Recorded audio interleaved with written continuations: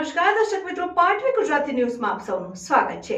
સમાચાર આવી રહ્યા છે કે ડભોઈના ધારાસભ્ય શૈલેષ મહેતાના હસ્તે એસટી ડેપો ખાતે નવીન બસ અને પીવાના પાણીના મશીનનું લોકાર્પણ કરાયું। ડભોઈ એસટી ડેપો ખાતે ધારાસભ્ય શૈલેષ મહેતાના હસ્તે નવીન બસનું લોકાર્પણ કરવામાં આવ્યું। આ બસ ડભોઈથી વડોદરા, સુરત, અમદાવાદ થઈને પરત ડભોઈના રૂટ ઉપર દોડશે। ડભોઈથી વડોદરા અભ્યાસ અર્થે જતા વિદ્યાર્થીઓને નોકરી કરતા યુવાનો દ્વારા ઘણા સમયથી માંગણી હતી કે ડભોઈથી વડોદરા જતી બસોની સંખ્યામાં વધારો થાય, જેથી કરીને અપડાઉન કરતા નગરજનોને સમયસર બસ મળી રહે અને તેઓ સમયસર તેઓની નોકરી અથવા શાળાએ પહોંચી શકે। જે વાતને ધ્યાનમાં રાખતા ડભોઈના ધારાસભ્ય શૈલેષભાઈ મહેતાના પ્રયાસથી અને ગુજરાત સરકારના સહકારથી છેલ્લા એક વર્ષમાં 6 જેટલી નવીન બસો ડભોઈ ડેપોને ફાળવવામાં આવી, જે ડભોઈથી અપડાઉન કરતા મુસાફરો માટે ઘણી રાહત આપશે। સાથે દર્ભાવતી નવરાત્રી મહોત્સવ કમિટી દ્વારા ₹75,000ના ખર્ચે નવીન પીવાના પાણીનું મશીન મુસાફરો માટે આપવામાં આવ્યું હતું, જેનું પણ લોકાર્પણ કરવામાં આવ્યું। અને આજરોજ ધારાસભ્ય દ્વારા નવીન બસ અને પીવાના પાણીના મશીનનું લોકાર્પણ કરવામાં આવતા મુસાફરોમાં ખુશી જોવા મળી હતી। સાથે દરરોજ અપડાઉન કરતા મુસાફરો દ્વારા ધારાસભ્ય શૈલેષભાઈ મહેતાનો તેઓની સમસ્યા સાંભળીને તેનું નિરાકરણ લાવવા અંગે આભાર વ્યક્ત કર્યો હતો।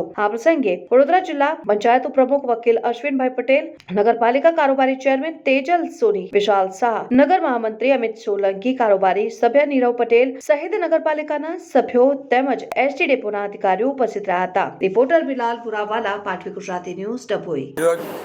ડભોઈ એસટી ડેપો ખાતેથી નવીન એક બસ જે ડભોઈથી વડોદરા, વડોદરાથી સુરત, સુરતથી અમદાવાદ અને અમદાવાદથી પરત ડભોઈ એ રીતના રૂટ રાખીને ચાલુ કરવામાં આવી છે।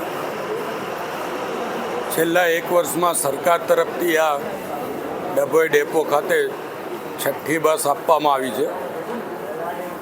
એ અહીંયાના નાગરિકોની તકલીફ હતી બસોની, ખાસ કરીને નોકરિયાત વર્ગ હોય, વિદ્યાર્થીઓ હોય, એ લોકોને ખૂબ જ તકલીફો હતી।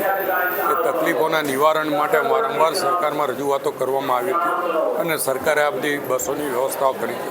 હું આપના મારફત ગુજરાત રાજ્યના મુખ્યમંત્રી ભૂપેન્દ્રભાઈ પટેલ અને વાહન વ્યવહાર મંત્રી હર્ષભાઈ સંઘવીનો આ તબક્કે આભાર પણ માનું છું।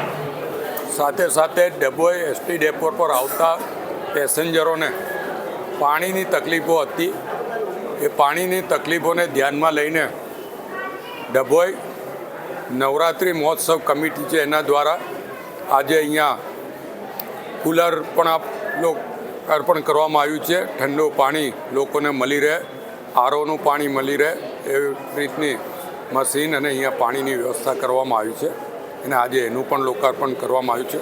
લગભગ 75,000ના ખર્ચે આ કુલરનું આયોજન કરવામાં આવ્યું છે।